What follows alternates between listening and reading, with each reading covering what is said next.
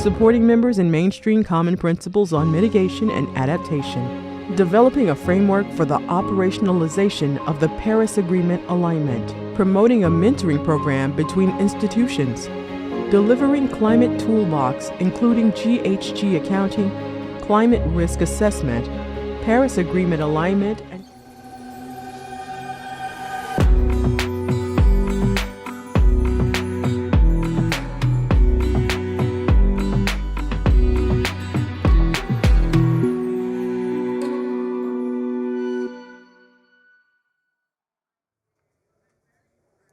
So, very good afternoon to all of you at the IDFC Pavilion here at COP28. So I know it's lunchtime, some of you might still be hungry, but I know that we can feed you something interesting here, so which might supplement your lunch, might be a dessert. Because the topic is nature finance, is climate finance. We just discussed it, might be the other way around as well, and we already had a big discussion. But we keep the title, Nature Finance is Climate Finance, and I think it's pretty obvious that we have two really substantial planetary challenges that we're trying to tackle. We've been discussing climate, the climate challenge, the climate crisis for a long time. We've worked over decades to find solutions, to mobilize funds, and to create impact. We've tried the same with biodiversity, but I think for biodiversity, only the last COP in Montreal gave us a kickstart. Yeah, that's actually my impression, that the Montreal, the Global Biodiversity Framework, gave everyone in the community in all the sectors a push to think even more about what can we do to protect biodiversity and nature and to meet the challenge of the planetary boundary that we are about to breach. So we believe that nature and climate go together. It's two challenges which might have 1.5 solutions together. Some are only for climate, some are only for nature, but most are together. And that's what we're going to discuss today in this group that we've assembled here. So we have 5 representatives who will make up the panel later. 3 from development banks. Mr. Pertner, IPCC co-author of the second, the second part of the 6th assessment report, who will give us scientific insight into what we are discussing today. And Mr. Andrew Deutz from TNC, Climate Policy Director, if I'm not mistaken, who will bring in the perspective from huge, maybe the biggest conservation NGO that we have in the world. So this is the panel. I will introduce the 3 participants from the development banks as they join us on the panel, and would like to ask Mr. Pertner to give us your presentation first, so that we are all up to speed on content. I'm sorry. Oops. So here's the clicker. Yeah, thanks a lot for the opportunity, and thanks a lot for your interest in financing nature. It's a very important activity. It's an activity which at the same time is under time pressure. The time pressure in a way also comes from climate mitigation needs and keeping to the 1.5 degree of global warming limit. And what we've done when working in the IPCC and doing the first ever official collaboration between IPCC and IPBES was prepare a workshop report on how to tackle climate and biodiversity together, and considering their societal impacts. The point to be made here is that we see this as obligatory, and that whenever you do either one of them, you should consider the other sector and should consider synergies and trade-offs.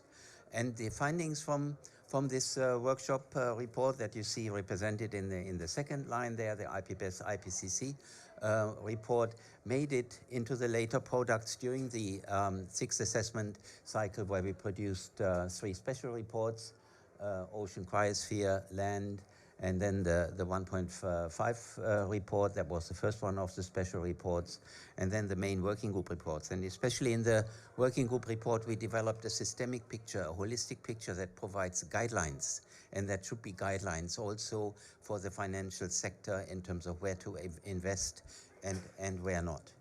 And the systemic picture really came from this view of that we have three major global systems, considering the human society as a major driver of what is happening on the planet, and the interaction between climate and biodiversity and human society being in an imbalance currently due to human activities, and the imbalance is indicated by the thick red arrows here, where human society has impacts on climate. As we know, climate feeds back on ecosystems, and there's direct impacts of human society on ecosystems in terms of destructions.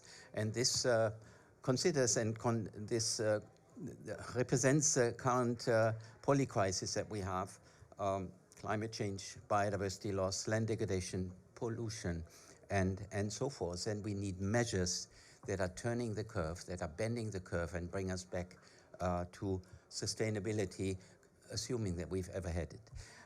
The picture here is representing essentially the climate impacts, the options, the decision options, the choices that we have now. And we are essentially handing over to the next generations the consequences of our decisions, and who is born today will see the end of the century and will either see the worst outcomes or will see some transitioning to a more beneficial future, depending on the degree of global warming. And the WWF has complemented that this is not just about us. It's also about the other species coexisting with us on the planet, and they're actually part of the important ecosystem services that represent the foundation of life on the planet and the foundation of our very existence and our healthy existence. Because if we don't do anything, the future we are having ahead of us is not a very pleasant one, neither for us nor for the other species affected by climate change, where you see with the degree of global warming, there are heat extremes developing, especially in the low latitudes, where species are exposed to lethal living conditions. Essentially what this means, they are losing habitat, and we are already seeing a trend of animal life retreating from the tropics. And to keep that under control, there's only one way to do that. It's emissions reduction, which is a baseline requirement for actually also for biodiversity conservation and rebuilding nature.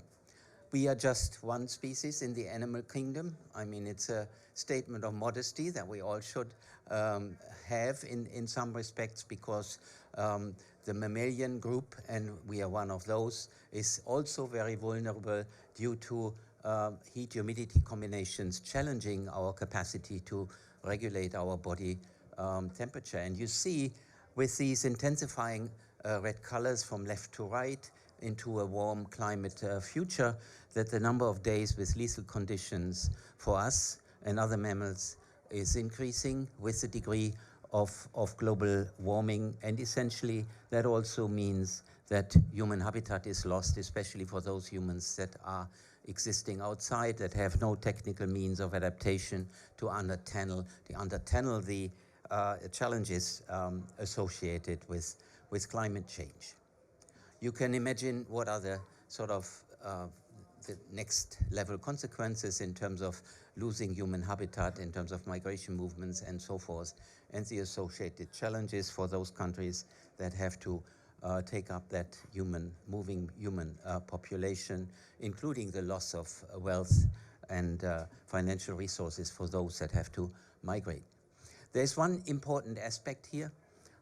We are talking about the funding of nature, but I would like to tie climate and nature together even more firmly, because when you look at this slide and the top globe, this is the current climate where during the hot months of the year we already see a constraint on the productivity of ecosystems in terms of being able to take up CO2. And this concerns some of the key systems, the Amazon, the Congo Basin, and also boreal forests. And if you take us into the future, 2040, and until then, it really doesn't really matter which scenario you take, you see that this trend is exacerbating. And as we are surpassing as 1.5, it will be exacerbating even further. And you see that in this slide where we have a depiction of productivity across latitudes, and the blue curve is representing what we came from. The orange curve is where we are currently. We are already seeing a dampening of climate effects on the capacity of nature to remove the CO2. So any discussion to sort of dispose of CO2 into nature-based solutions is kind of coming late. It's important, but we need to emphasize, yes, we want that service, but for that we have to do successful emissions reduction. And then we can benefit from this and have a sustainable future where nature can support climate stabilization in the long term. There is no short-term fix by nature. It's a long-term commitment and task to do this.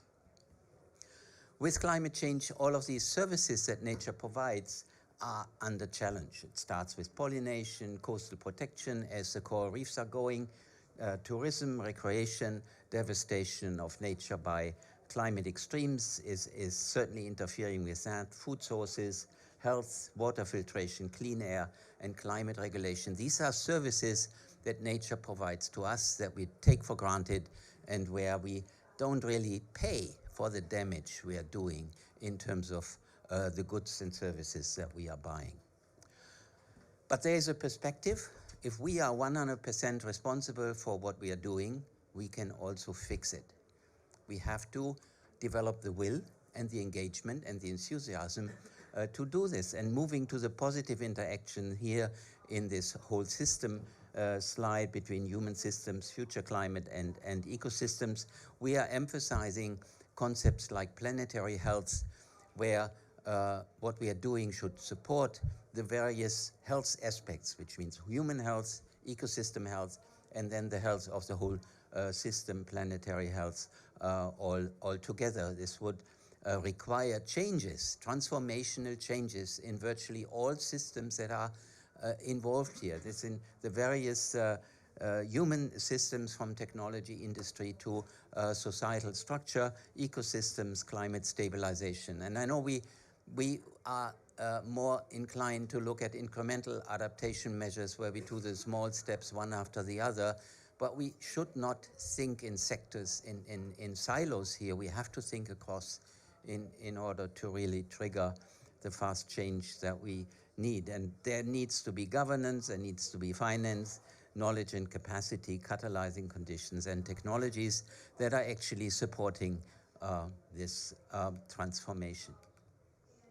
Now, how does such a brilliant future, if we can talk about a brilliant future in a 1.5 degree warmer world, would look like? It would look like a mosaic landscape where we have spaces that are protected for biodiversity with a high priority, and that concerns 30 to 50% of the area in land, freshwater, and ocean systems.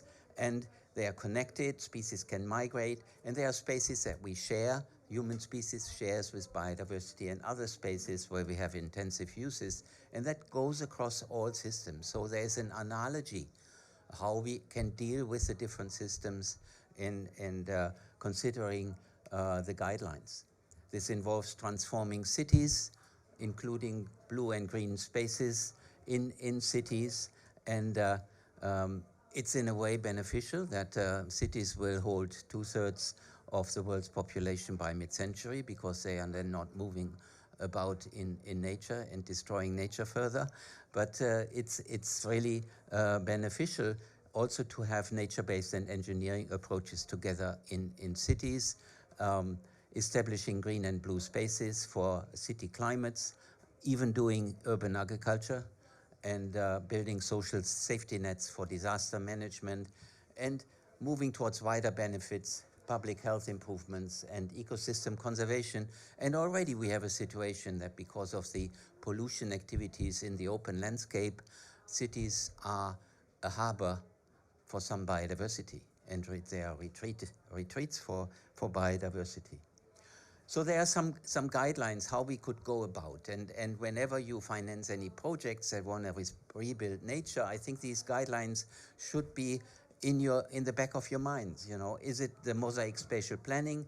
Is that considered sort of the conservation of biodiversity, conservation of carbon-rich habitats, consideration of adaptation limits, which are driving current changes and fatalities, and whatever is done in terms of compensatory measures, we need a net gain for biodiversity.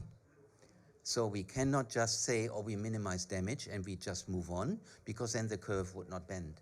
Whatever we do, we need to rebuild biodiversity at the same time in the place where we interfere or in other places.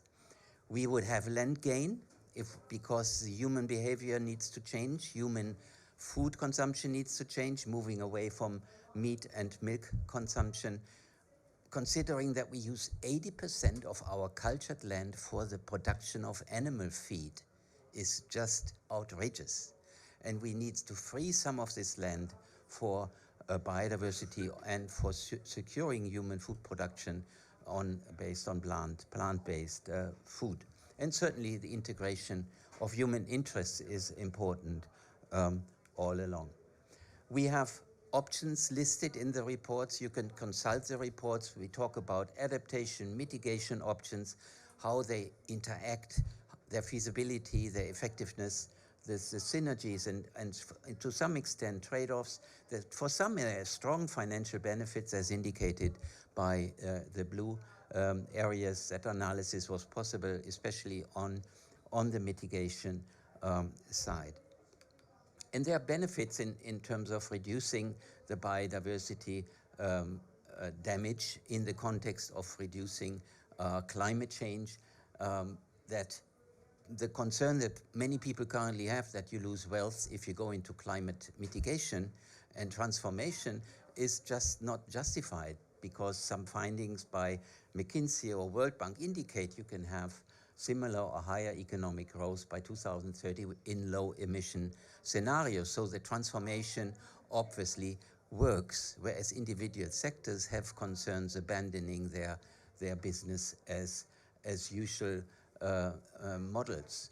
So in terms of action is needed to bring us back below risk thresholds and have healthy systems that really work of us concerning biodiversity, forest cover, freshwater, chemical and plastic pollution, and also nutrient pollution. So nature-based solutions are important. We need to get started on them. They will not fix the climate problem for us short-term, very clearly. Climate mitigation, emissions reduction is something you from the financial sector should really be pushing for policy, because to maintain the integrity of how the different systems work on the planet. So finance need to target emissions reductions, and adaptation and climate and biodiversity action need to go together and be coordinated. This is just emphasizing the system transitions, and if you look at that, you know, on the left-hand side, the ecosystem, then the infrastructure and the energy and the industry, it's really everything that's affected by the transformation, and a whole system view is helpful in making the right investment decisions. And to close with this, any further delay in concerted global action will miss a brief and rapidly closing window to secure a livable and healthy future for all. The time for action, and based on the right decisions, is really now. And as I said, our reports, the national and the international ones, offer solutions, considering that it is getting late to implement that. Thank you very much for your attention.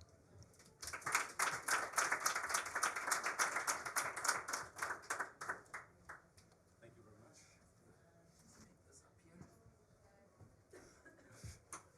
Yeah, very, very well, Mr. Partner. It was a concise but complex picture that you painted for us, and I think everyone is overwhelmed by this complexity, since you were just saying it's a transformation that affects each and every system. And I think what we're going to do now is look at it and try to break it down a bit, yeah, so that it becomes a little more palpable, yeah, for institutions who are playing a role, yeah, but not making mistakes on the way.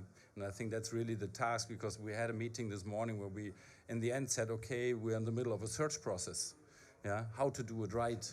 and we know we have to do it fast. Yeah, so, and if you're too fast, then you make mistakes. So it's a very delicate thing that we are doing right now. Honestly, I have to apologize before we start the panel because there is a virtual participant, and since she was not on my screen, I forgot to introduce her. So I'm really sorry if she can listen to us right now. I know that she is on.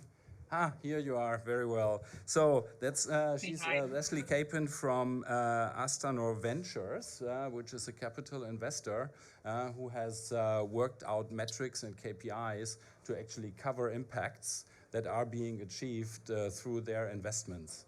And so that's another private sector contribution that we're having today on our panel. But let's get started with the panel. I would like to ask ladies first.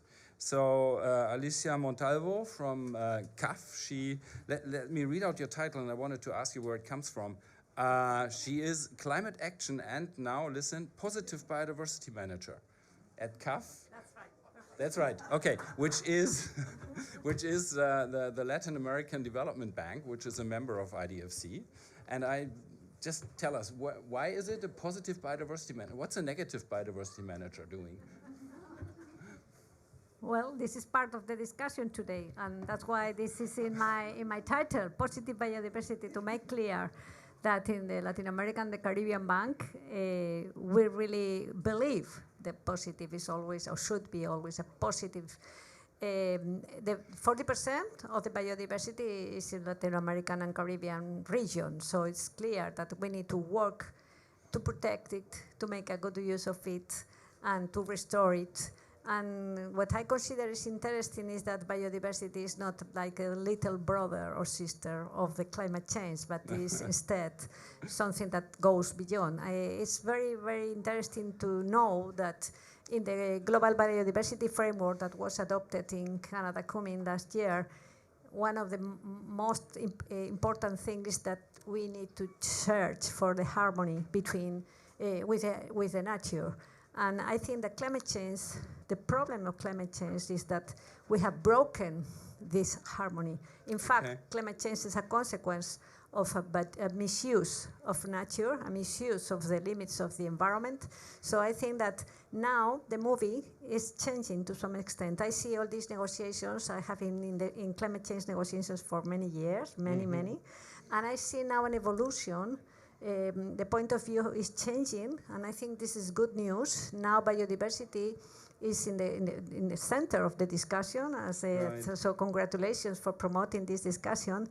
The bad news is that still we consider that financing for biodiversity has to be done as part of financing of climate change. Sometimes we consider, I was this morning in a discussion on nature-based solutions. And nature-based solutions was an invention to really make possible that deforestation was part of the climate change conversations, because otherwise forests would not be in this conversation. Of course, all the red plus, all these nature elements were important, but when these nature-based solutions was included in the climate change convention, at that moment, we began to look at the biodiversity from a different way. And now I think things are evolving, and I think that the voice of Latin American and Caribbean countries now is more relevant in the discussions. In fact, we are having this year a pavilion.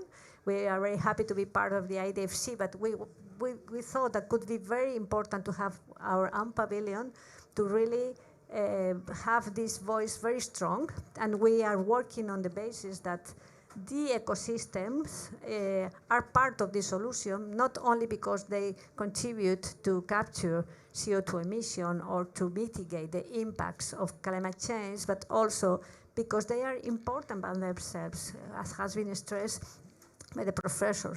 We need to learn about the ecosystemic services, all the services you have mentioned, but also water is very important, agriculture, you mentioned that. So I think that we are changing a little bit the view, and I think it's very relevant. Very nice. So I can see the word positive is triggering a lot of ideas and thoughts. So let me ask Boitumelo Mosako, the Chief Executive of DBSA, the Southern African Region Development Bank, to join us on the panel. So I hope you have a similarly positive attitude to the topic and to the work of DBSA. And now for the man, Mr. Stefan Wintels, CEO, positive CEO of KfW Group. Yeah. And please, Andrew Deutz already mentioned you before, and now read out your full title, Director of Global Policy, Institutions and Conservation Finance at TNC. So that's a little more complex than just the climate finance title I gave you before. And Professor Förtner, you are also welcome to join us on the panel. So there might be some scientific evidence that we would like to add to the discussion when we are veering off the right track. So let's start off, say with an entry question, Mr. Wintels. We wanted to discuss what is the role of public development banks to contribute to achieving what Professor Förtner and all his colleagues have scientifically proven should be done in the world. We know we are not doing it today, but we should be doing it. So what is KfW, what do you have in store and actually to get us into that direction? So thanks for the question, Peter. And before I answer your question, I learned that I need to come across certain statements, but only 3 statements. Number 1, this is really urgent. I think for the first time on this conference, at least, I felt the sense of urgency has really increased. And I heard a lot of times, time is our enemy. And that is good. But it should not be translated into panic, but into positive actions. So that is point number 2. Point number 1. Point number 2 is it's important, although this is a climate conference, that we think biodiversity at the same time. And that is happening as well, not because of this panel, but generally the sense has changed. And thirdly, I think we have all stakeholders here and a lot of leaders. And I think this decade of decision, as I call it, is not only an inflection point for this planet, but it's also a moment of truth for leadership.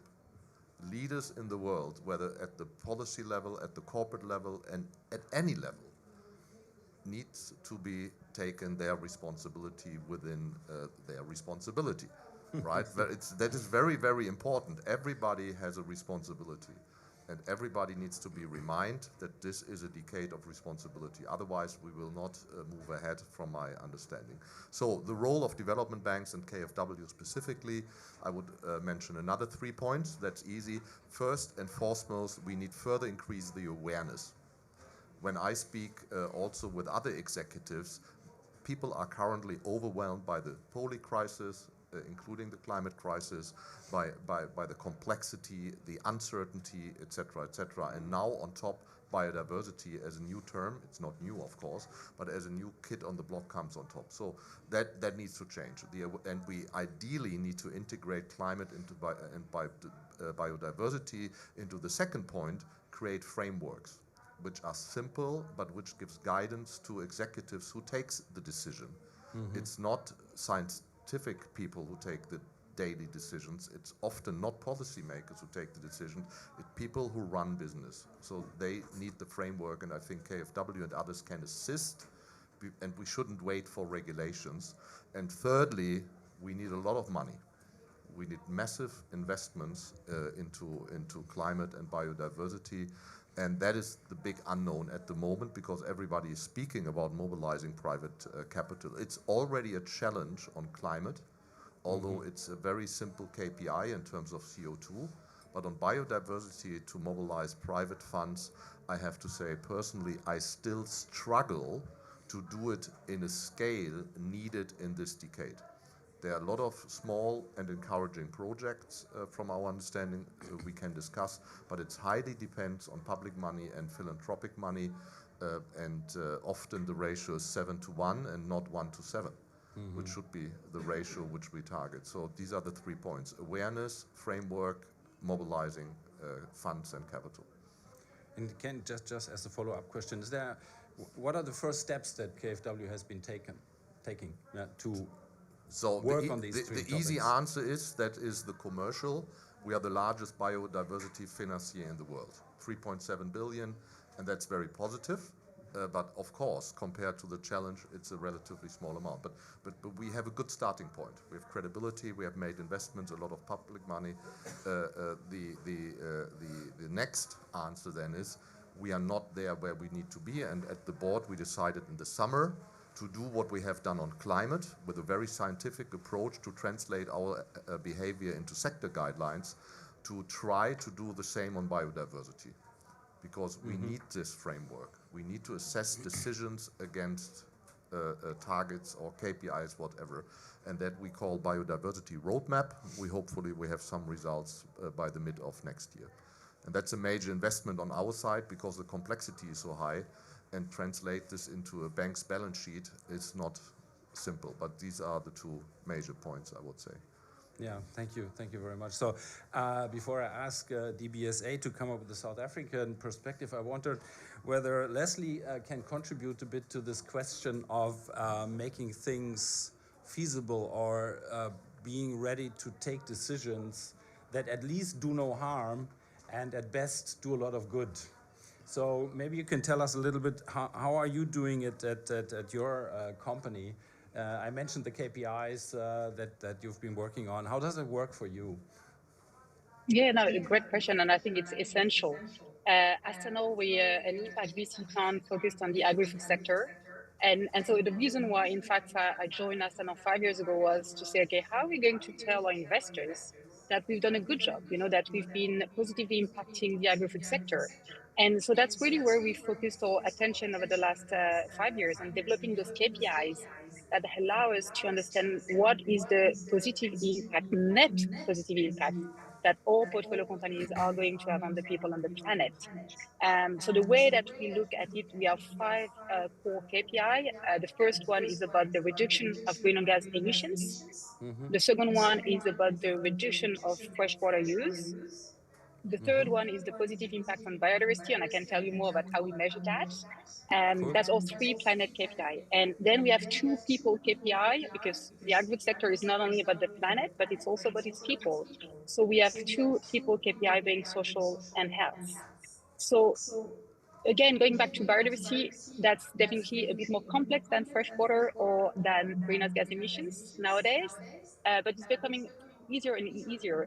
It's important to keep in mind that we are an early stage investor, so we invest in young, mission-driven entrepreneurs that have identified a problem and found a solution. So what we assess is how this solution is going to have a net positive impact. And for that, we use tools such as life cycle assessment, LCA, which give us a really clear idea that all solution compared to what they replace. One easy example is plant-based alternative. If you replace chicken or beef with a plant-based alternative, we can compute, thanks to life cycle assessment, the avoidance of land use, the avoidance of water eutrophication, acidification. So we can use these metrics to understand the positive impact that all portfolio companies have on the planet as well as its people.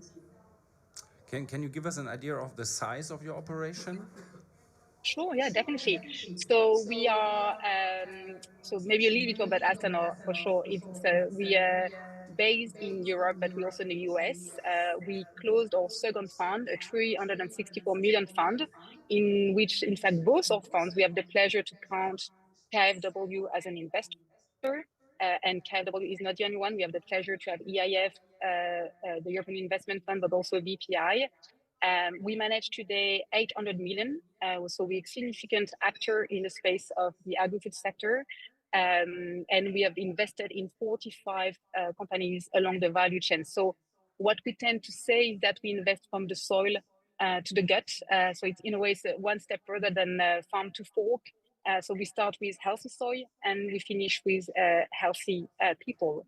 And so just to give you an idea of the type of companies we will invest in, at the beginning of value chain, we will invest in companies such as Affair Bio in Belgium, which is a biostimulant and biocontrol, an electrical autonomous structure in the US, a sustainable packaging, and you hopefully had the pleasure to discover it during the COP, because actually if you go to all the food courts, if you check the packaging that is used, it's actually a NOTPLA packaging, which is a seaweed-based packaging, which is fully compostable.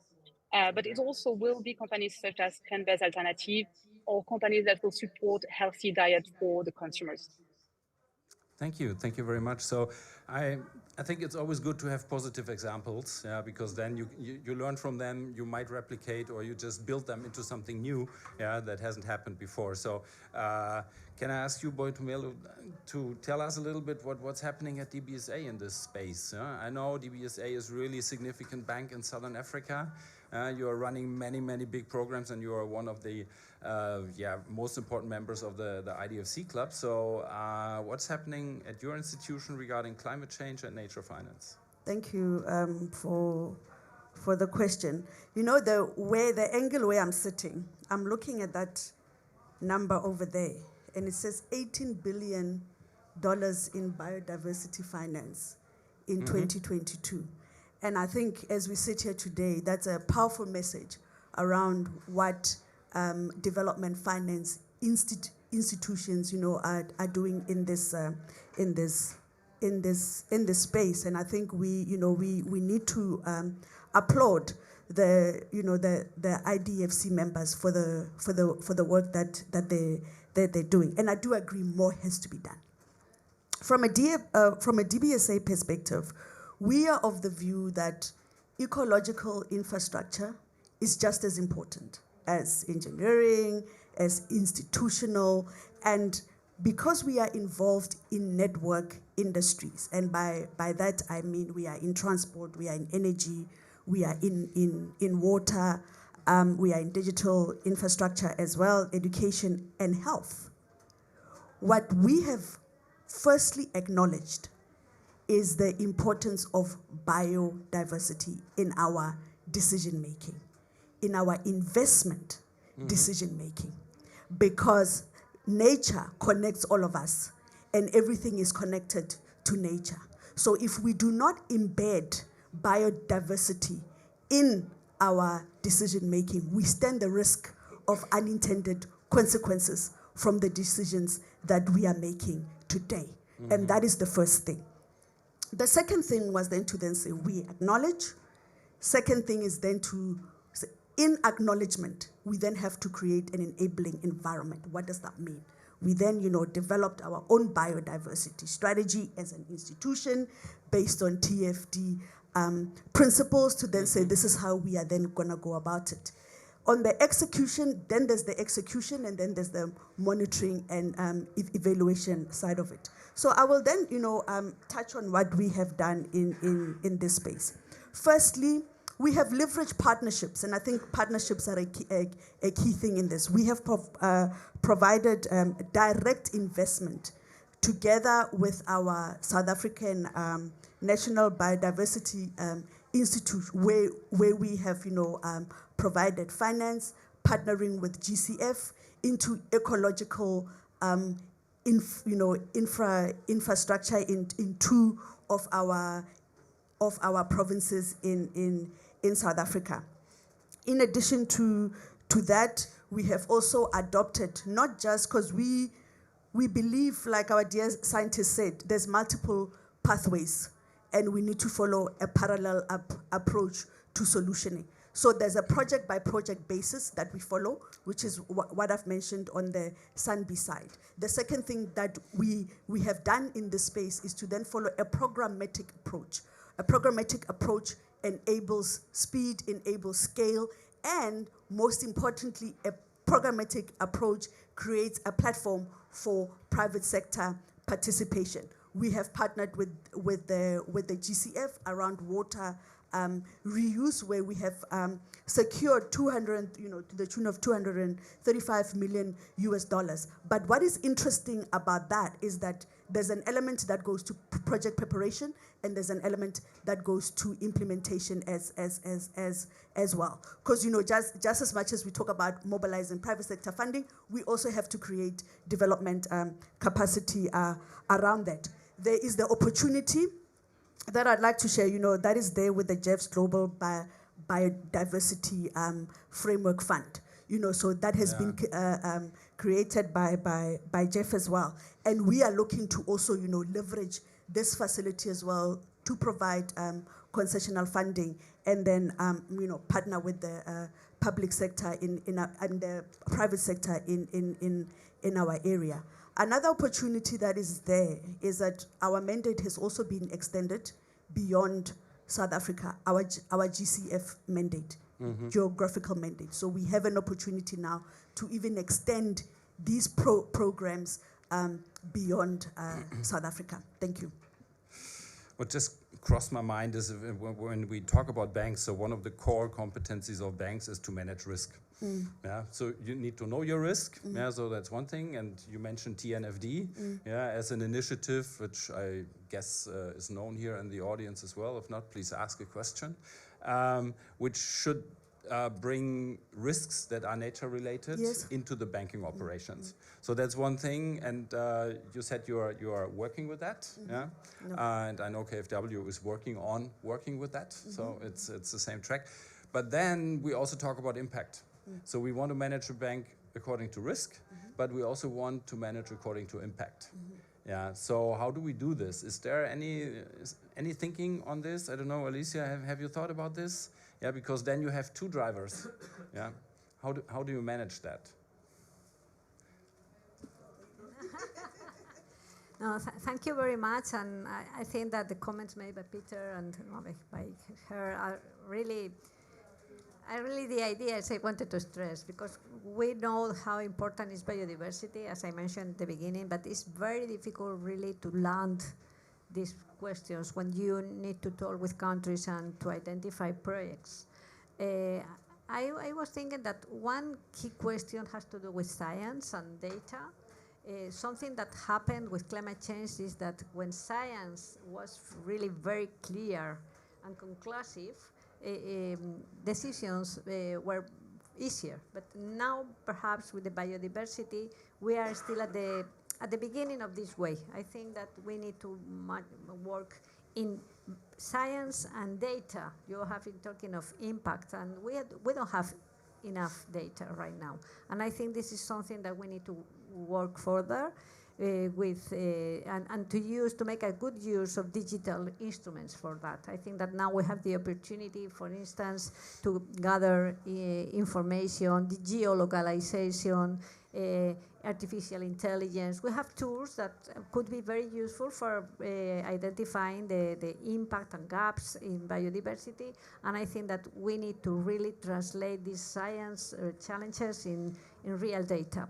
So the second thing you have mentioned has to do with risk, the TNFD. I think we are also working on that. It's crucial, because unless you are able to really, when you talk with the ministers of finance, as Peter said, that they have to take the loans, and then they say they really don't know if this is they really don't understand that this is an investment they need to do to really protect the biodiversity. The agriculture, as I mentioned, the fishery has to do with the protection of the people living there, the water. So I think that we need to further work in all these elements to really make possible that biodiversity is translated in projects.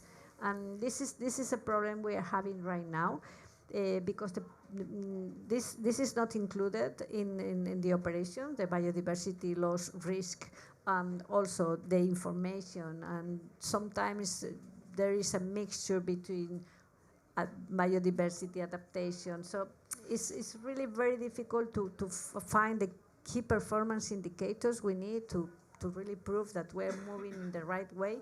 Sometimes the problem is that we don't have the elements. So I was looking also at the data here, 18 billion in biodiversity and 245 billion in mitigation. Right. So we have a problem here. So I think that we need really to further reflect on that. I think we are in CAF, what we are doing is to have an approach now, which is an ecosystemic approach. What we are now trying to do is not only to use the country by country approach, but we are working in an approach that considers the ecosystem from a broader point of view. For instance, it's very clear in the Amazon, but also in the Patagonia, with mangroves, with paramus, I think it's important that we learn how to work looking at the problem from another perspective. And this is the perspective that really the countries, when you talk with them, when you talk with the authorities in the finance ministries, or of course the environment ministries, they really, we need to translate all these elements we are talking about in the real benefits that people will get out of our investments. Right. For instance, in terms of better, more resources for fishery, better revenues for agriculture, more revenues for tourism. And we need to make this work. Also, I think that we are at the beginning of the way, but we are making good progress. Positive, always positive. I would like to pose a question to you, Professor Pertner, and also to Leslie online. That is the data point, yeah, because you mentioned it. And let's see which one works better. The question of data, because we know decision making requires good data. So what would you say from a scientific point of view? Is there good data available for investment decisions that is on the micro level? Yeah, for what we discuss here, nature and climate investments? And then I would like to ask Leslie, what's your experience? I mean, you're doing it. You have your KPIs and you have your investees, and so you probably discover data gaps at that point. But Professor Pertner, and I noticed you wanted to make a comment, so please. Yeah, thank you very much. This is a very relevant discussion, and I really appreciate how scientific information is appreciated and valued in the in the discussion. This, if you follow the current climate debate, you have the impression that clear guidance provided by the scientific information on where we should be going with respect to climate protection and mitigation is pushed to the side if it comes to national interest and especially economic interests being defended. People don't want to give up the traditional business model, and that really is counterproductive in terms of also for the motivation of the scientific community to provide the relevant information. It's a lot of effort. I mean, I've just invested 8 years into IPCC work. We have produced major assessment reports. No financial compensation associated with that, and then you see that the political will is not following, and it's and I see the same risks for the biodiversity sector. That is a problem that policymakers do see this as optional and not as existentially needed, and this is a dilemma. We have already in the 1.5 special report in 2018 said that the bottleneck is political will, and I think your profession, because policymakers are driven by the number of votes, they're driven by economic well-being of the population. I think your sector would be very important in order to increase the motivation for policymakers to take action, and I take your word for it that you are really appreciating the scientific information coming. I'm going to ask Mr. Wintels how he will convince the German government of taking this more seriously. Yes. So, I think the German government actually, I mean, if I look at the optimism of our state secretaries with respect to still being able to keep to the 1.5 degree global warming limit, the optimism, it may be opportunistic, but it's impressive nonetheless. Your second point, data requirements. What I said with respect to political will is decisive, and the data we have available in the climate context, the quality of those data is exceptional, and still policy thinks that they can override what the data tell us. And so that we should keep in mind that the political will here on the biodiversity side will be equally important, and the pressure will be needed, and the data need to be collected not only in terms of the biodiversity by itself, but also in terms of the climate benefits, in terms of the human health benefits, and the spatial planning for maintaining a healthy human population and healthy wildlife, the role of wildlife, and for example, in ecosystem functioning. Just yesterday saw a new paper on that rewilding nature is actually helping carbon storage. So there are co-benefits to be exploited that we should emphasize. And yes, there needs to be monitoring, and the trends need to be scientifically evaluated and assessed. And we have the core bodies, IPCC and IPBES, in place for doing that. And the data in that connection are essential information, because they provide the confidence in our conclusions. So Leslie, are you using IPCC data for your investment decisions? Not directly in a way, because again, we're investing in a super early stage companies, but by definition, what's built into LCA's models, they use a bit of IPCC data, I will say, behind. It takes a lot of time on data, that's for sure. I mean, we spend a lot of time assessing the real environmental and social impact that our solutions are bringing to the market. And this is not an easy exercise, that's for sure. I mean, even at a single product. So, you know, like I can imagine for larger companies in the industry is becoming even more difficult. But for us, that's what we spend most of our time, because we have to demonstrate to our investors that we've done a good choice. You know, we, at the end of the day, we're an impact fund, so we report both on our return on investment and we report on our return on impact. You know, we have these double metrics. And in fact, what we realized that, you know, when we're talking to our investors and telling them we're avoiding X amount of emissions, we're avoiding that square meter of land and that many farmers were reached, that doesn't really resonate with our investors. Our investors, what they tend to understand is money. So what we've done is that actually we're translating all our net positive impact into a monetary value. So it's really like an exercise of impact valuation, meaning that at the end of the life of the fund, what we will be able to tell to our investors, and just to say, they are part of the discussion, they're part of our advisory committee, so they know exactly what we're doing and how this impact valuation model is working. We will be able to tell them that actually we provided like a 4x and return on investments, and we gave them an 8x on return. Like for each euro that we invested, we had a positive impact of 8 euros, for instance.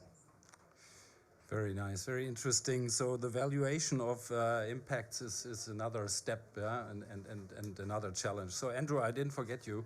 Sorry, you've been sitting here taking notes, and I'm pretty sure a lot of things have gone through your mind. So let's try to turn it back to the original question of nature finance is climate finance and scaling up. So what's TNC's way and strategy of doing this? Sure, we've got a couple of different things that we're working on, but let me just start by saying I've been working in both the climate and biodiversity world since, well, my whole career. And there's been a really significant evolution, particularly the last couple of years. Originally, in the climate discussions, nature was a victim. And now nature is seen as a solution provider. But the financing hasn't caught up, right? The latest estimates is that nature can provide somewhere between around a third of the near-term mitigation opportunities needed to stay on a 1.5 degree trajectory by 2030, but less than 10% of the funding goes to nature-based solutions. I've also sat in a lot of rooms over the years where people have said, we need a technology solution. We need to invest in carbon capture. We need to invent a machine that can capture carbon out of the atmosphere, store it safely for decades or centuries, and self-replicate across 6 continents. Nature invented that machine 300 million years ago. It's called a tree.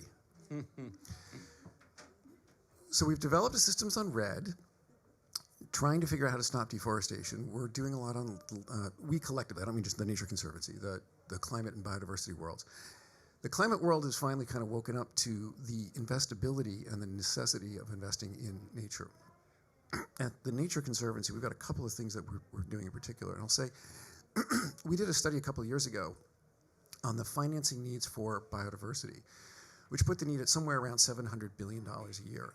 But the biggest ways to close that gap are first removing harmful subsidies, so just stop harming nature, And secondly, investing in infrastructure. So the agriculture and infrastructure sectors become critical. And I would sort of echo a point that Mello had earlier about the importance of ecological infrastructure. So just a couple of examples of some of the things we're working on. The debt for nature swaps that we've done, fairly well known. I'll give one example in Belize, where we basically help Belize refinance its entire Eurobond portfolio of about $500 million at a lower interest rate thanks to credit enhancement provided by one of your members. And that was the magic to get them from near default to credit worthiness and therefore get institutional investors to be able to buy the new debt. But that refinancing generated about $150 million in savings, which was then reinvested in marine conservation, primarily for protection of the Mesoamerican reef. That's a nice conservation story, but the reason Belize wanted to invest in the reef is because it's an essential economic asset for the tourism and fisheries industries, which were two of the largest foreign currency generators, right? So servicing their debt means they need foreign currency, and the ecological infrastructure was essential for the economic development. They figured out a way to monetize that. A second example, we worked in a little further up the coast in Cozumel, just near Cancun. We worked with the government of Quintana Roo to develop what we think is the world's first parametric insurance policy on a coral reef. The payment for the premiums on that was paid for out of the tax revenue that the government got from the hotel owners, because they charge a bed tax on the tourists that come. 2 years later, there was a hurricane and there was a payout, which was kind of cool. Mm-hmm. But the real innovation was the fact that the local hotel owners recognized that the reef was providing physical protection for their $3 billion worth of hotel infrastructure and the 100+ thousand jobs that were dependent on that in the region. Again, recognizing nature as an infrastructure asset and then figuring out how to invest in that. And a third quick example, I'll turn to South Africa, where we're working in Cape Town on what we call a water fund, which is basically figuring out both the math, the economics, and the governance structure to get urban water users to pay for upper watershed conservation or interventions, because it's cheaper than building a water filtration plant, so you improve water security. But in the case of Cape Town, the real intervention is actually a biodiversity conservation measure. It's getting rid of the invasive species that are soaking up the water and preventing the watershed from doing what it normally does, which is provide water downstream. We've had support from a couple of MDBs in setting these up, CAF, but in particular Inter-American Development Bank, and IFAD, helping set these up in a number of places around the world. But again, it comes from the recognition of nature as infrastructure and figuring out how to make that an investable asset. Andrew, I'll just end by saying, I'll hold there, we'll come back. Yeah. Oh, now she's gone? I was just going to, now she's gone, okay. Now I was just going to go back to Leslie. No, I'm here. Oh, you're here without a picture, okay. Exactly. You're back, okay. Now, because I was told that your phone is running out of power, and so we have to somehow say goodbye to you and pose the last question, or ask you whether you have a question that you wanted to pose.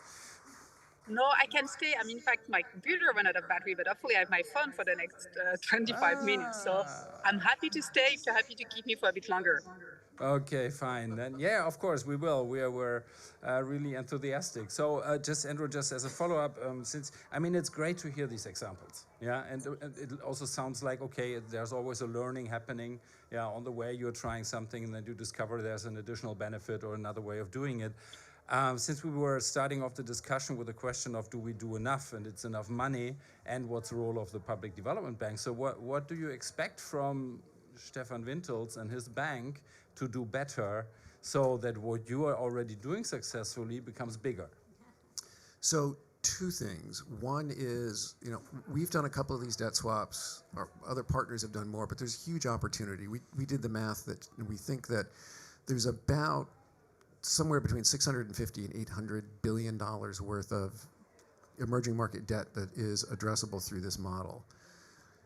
The limiting factor is credit enhancement, and so that's what the MDBs can do. There was a great announcement last week from a number of the MDBs going to form a task force to look at what they can do to scale up credit enhancement. Because we think providing guarantees to leverage private investment in lower cost debt is probably the most efficient use of public capital to leverage private capital into the space. So that's how you scale up the debt-free interest swap. The other thing, I think there's still some work to be done here, is getting the MDBs or all the DFC, or even all of the public development banks to understand what is the nature positivity of their portfolios, right? There's lots of work done at a project level. We have safeguards. We can start to measure, as we hear, like the impact of any particular project and how it's nature positive. Add that all up at the portfolio level, though, right? Banks have started making commitments around the portfolio level impact on climate change and how much of their portfolio is going to be invested towards a net zero future. Ultimately, it should be 100%, right? Because there is no other future that we want. But the same with making the portfolio nature positive as a whole. And last week there was an announcement from some of the MDBs starting to come up with some principles on how they might do that. But the CBD last year was asking the banks, all of the banks, as well as the G7, to come up with commitments on how they're going to do that at a portfolio level. So fine for principles. Now do your homework on what's your baseline so you can then set targets to go beyond the baseline towards actually improving the nature positivity of the whole portfolio. Okay, so these are a couple of asks to Mr. Wintels. Yeah, so if you have an answer, please give it to us. Otherwise, you shoot back a question to Andrew. That's a nice exercise. I don't think that we are at the center of the debt swaps, given our role as a national DFI. Intellectually, I'm curious whether we can scale this, but at the moment, I don't think we are at the center, quite frankly.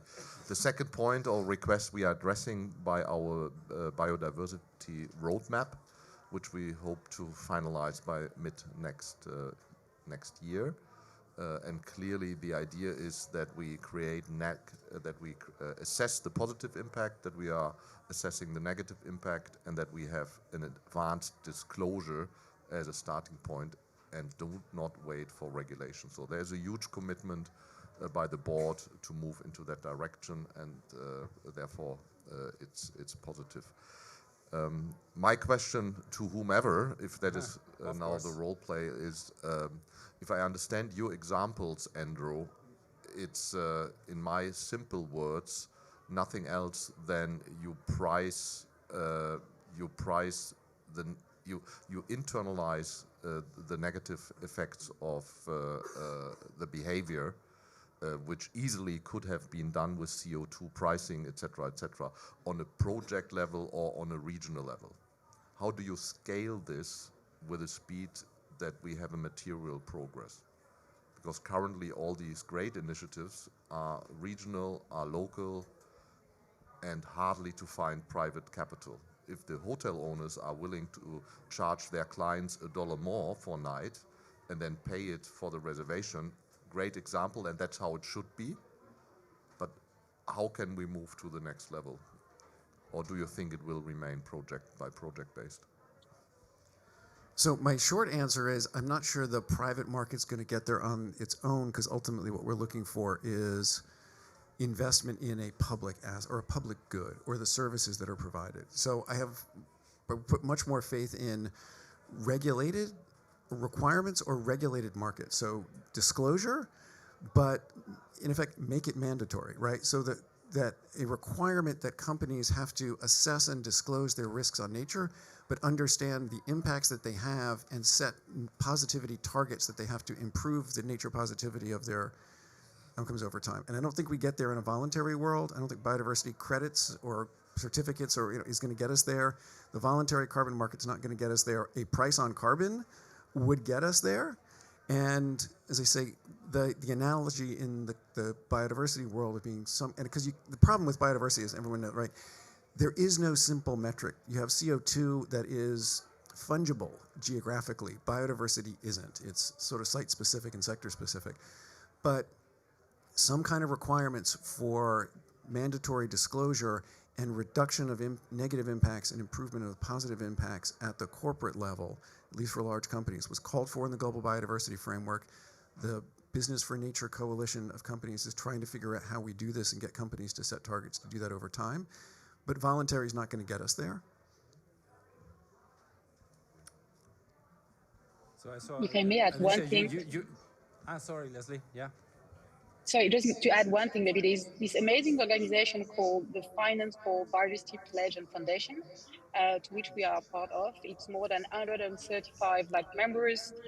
It's all asset managers, public, private banks, pension funds, and impact investors like us. And the whole point of this pledge and foundation is to find those solutions to measure biodiversity. So this organization has been really impressive in the way that they really become a voice on biodiversity, and they involve in many of the discussion around TNFD, SBTN. So I know KfW is not part of this association, but I'm sure I will strongly recommend anyone in the room to be part of this group, because I'm really impressed on the progress that they've made. The only reason we join as a small VC fund, venture capital fund, is to make sure that the private markets are heard, because often we're forgotten because we're really small. But I do believe that we are a part of the solution, because we are investing in those small, innovative, disruptive, and scalable solution that will transition the agri-food sector. And it's not the current players today that can do that. We need those innovative young startups. And that's the reason why we joined, to make sure that impact investors have a voice as well on biodiversity, because I think we're part of the solution. Can you repeat the name of that association?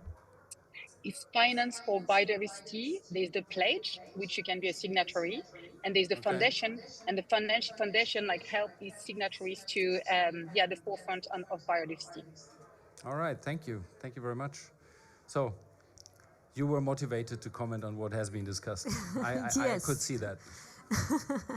No, I thank you very much, Andrew. Very interesting proposals, but I fear that we could create kind of parallel world with this kind of new concept, instruments, KPIs, that could be far away from the country's needs. My experience is that it's very, very difficult. Probably you have the same experience when you talk with the stakeholders. It's very difficult to really make them understand the relevance of biodiversity. I think we need to learn the language much more and to talk at a sectoral level. For instance, I'm thinking in the agricultural sector, which is really crucial for the loss of biodiversity.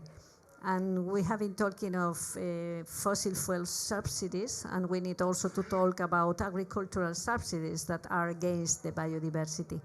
And these are the questions that we really need to put on the table when we talk with the countries. And how, for instance, to avoid deforestation, which is one of the main causes of biodiversity and also of climate change. When we have been subsidizing or promoting subsidies to the bad practices in agriculture, now we are requesting to change and to go for a more agroecological transition. And I think that we need really to learn all this very much, and we need to provide with enabling conditions for the countries to really understand what are we talking about. Institutions, regulations, as has been told. I think that perhaps we need to avoid some of the mistakes that we made in climate change, because it's true that we have made good progress, but we are still very far away from the 1.5 degrees. So something is wrong. So let's try to work in a different manner and try and work much harder with the countries, with the stakeholders, to really involve the communities, to really understand what are we talking about. And I think that the TNC is working very much on that, but sometimes we need to really work further in making the countries understand what is this biodiversity or no. We are talking about nature, we are talking about agriculture. Another important thing is that we should talk about the regulations, the trade regulations in the European Union, the relevance of this deforestation regulation on the agriculture in the country. So it's that we created a problem, and now we are trying to have the solution, and we are creating another problem. So I think that sometimes it's very difficult for the countries to understand what what should I do? They requested me to have palm oil, and now the palm oil is really very bad for the biodiversity. It's bad for the communities. So perhaps we need to go a step behind and trying to really understand that the biodiversity loss is the quality of life loss. It's not exact. It's not only, of course, it's the biodiversity loss, but I think we need to really have a very close conversations, and some of the organizations are doing very well, but sometimes the institutions, we need to also to develop instruments to really land our conversations with stakeholders. This is my point. Thank you. Maybe that's an opportune time to put in a little advertisement block here, because IDFC as a group has working groups. Yeah? So the banks have joined on a voluntary basis to form working groups. There's a climate change working group, there's a biodiversity working group, and they've also issued a position paper. Yeah? I would say it's still not really very concrete in terms of what activities we are going to do, not in the sense of a biodiversity roadmap, yeah, or a transformation roadmap, but it's commitment. Yeah, so there's a commitment by IDFC of the 26 member banks to work on these topics. Yeah, and actually there's also some sort of a pledge, yeah, to mobilize $100 billion, yeah, of funding until 2027 for this, which I think if we look at 18 billion in 2022, yeah, it shows that there is at least some ambition in this. So that's one advertisement I wanted to make. The other one is that we issued, or KPMG actually issued a paper together with KfW last week, yeah, which is kind of an overview of existing instruments in private sector, public sector, joint financing of biodiversity and climate activities. Yeah, so it has a strong focus on biodiversity benefits, but there's a lot of it in it also in the climate space. And it also mentions, for example, the debt swaps as an instrument. So it's a paper, you can find it online. Yeah, I don't have it with me, but it's something where we start working as KfW, in this case together with KPMG, on these kind of papers. So something is happening, and I think that's encouraging. Yeah, we talked about the needs, and Professor Pertner let us know how urgent everything is and that everything is connected. Yeah, but then as a public bank, but other players as well, you have to always slice this complexity in order to make it investable. Yeah, and I think that's a big job that we all have in our hands, and to put a foundation under it that is strategic, that gives us the framework and the guidelines in order to take the right decisions. Yeah. So I would suggest that, oh, there's someone who wanted to make a comment on my advertisement.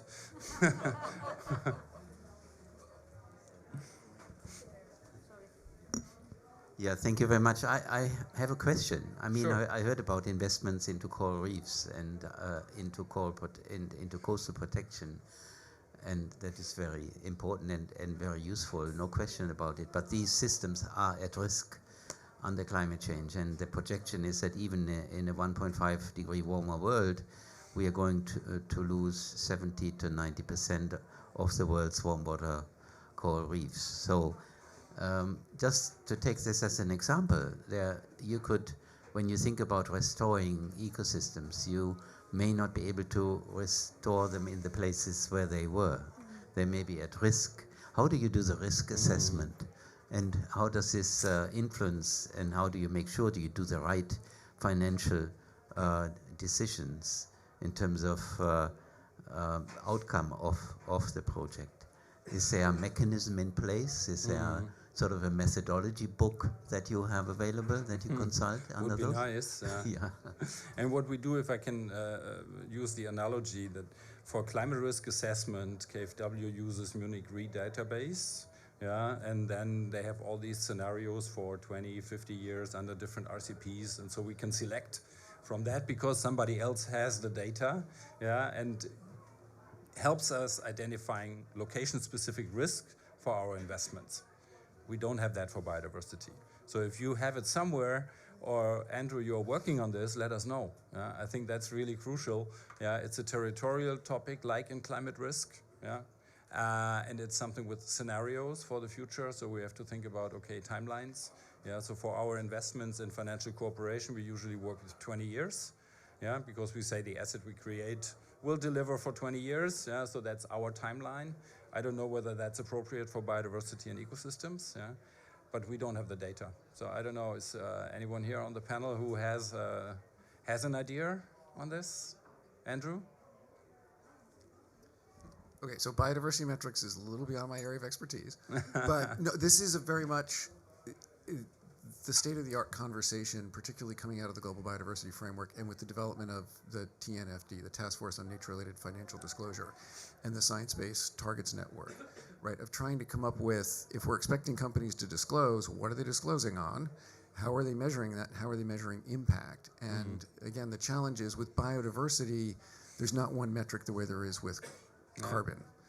And so trying to get to what are the metrics, and I have to, with all due respect to the scientists in my own organization tend to get really specific about, the place where they do their work, and the question becomes scalability, right? Is how good is good enough for financial decision making compared to measuring the habitat of a particular species or the ecosystem services, but how good is good enough to make financial decisions, and at what resolution? And I'm hopefully others looking at the screen here. Leslie, certainly. Yeah, I'm happy to add on that as well. I think the one specificity as well, like from biodiversity, is that compared to greenhouse gas emission, where it's a global problem, biodiversity and freshwater use are extremely local. So when you look at the solution in which we invest, we have to think about the fact that replacing meat in Asia, in Australia, in Africa, or in Europe is not going to have the same impact. So we need to be extremely careful to assess those metrics in their local environment. At the same time, I fully agree that it's extremely difficult, but we have to start. We've been doing that for 5 years, and the learning we had over the last 5 years has been enormous. I'm not saying that we have nailed it down, but I'm really pleased to say that when we make an investment, we have a good understanding of the net impact positive potential of this deal. We really built beforehand what we call impact pathways, where we're going to assess the impact that this investment is going to have on nature, social, and human capital. Because again, we should, the same way that we've been focused on greenhouse gas emissions for years, now finally people are looking at biodiversity, but we need to be careful to not forget about the people. So I think it's the most important is to be holistic when we think about impact. And I agree, it's not like an easy recipe, but I'm sure that if we all put the effort and if all we incentivize and regulation goes into this direction, we'll get there pretty quickly and much faster than we have progressed on greenhouse gas emissions. Thank you. I definitely agree with that approach, where it's dynamic and the context of the environment, that we are in, drives it. I mean, I come from a continent where generally capital dictates what has to be done, as opposed to our own, the needs of the people, dictating what capital is then suitable. And I think as we go along this journey, it's really going to be critical that we adopt that dynamic approach around impactors as well, and that is actually going to be quite a powerful tool going forward.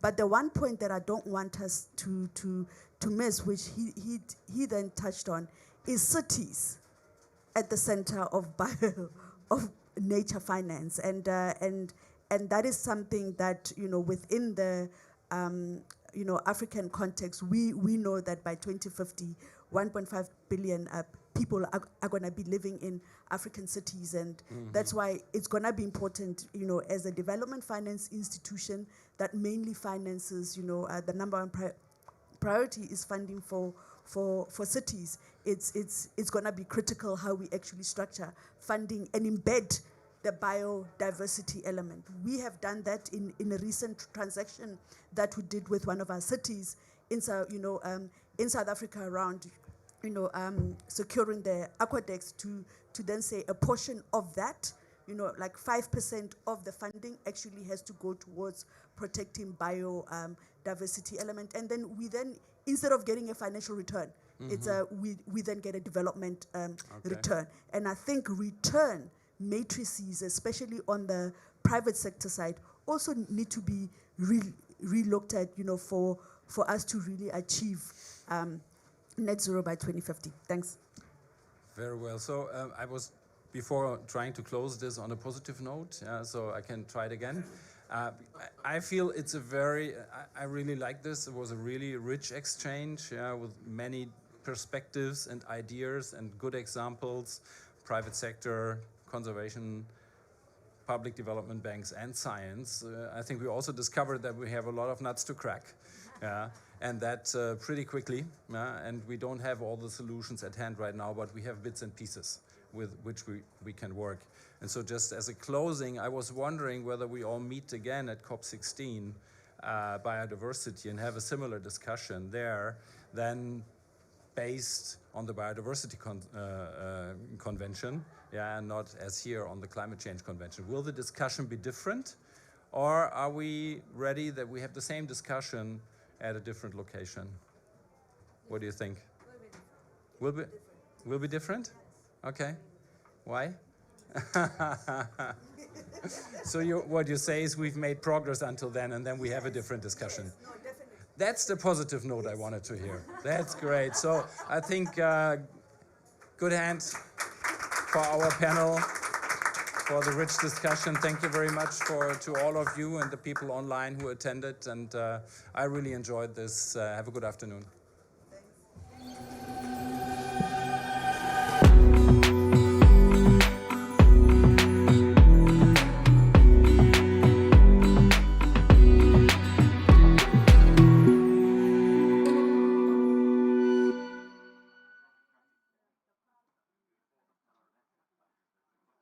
Climate strategy, offering training